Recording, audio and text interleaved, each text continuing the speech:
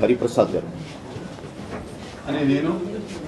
పిడుగు హరిప్రసాద్ అనే నేను ఆంధ్రప్రదేశ్ శాసన పరిషత్తు సభ్యునిగా ఎన్నికైనందున శాసనం ద్వారా నిర్మితమైన భారత రాజ్యాంగం పట్ల నిజమైన విశ్వాసం విధేయత చూపుతానని, భారతదేశ సార్వభౌమాధికారాన్ని సమగ్రతను కాపాడుతానని, నేను స్వీకరించబోయే కర్తవ్యాన్ని శ్రద్ధాశక్తులతో నిర్వహిస్తానని దైవసాక్షిగా ప్రమాణం చేస్తున్నాను.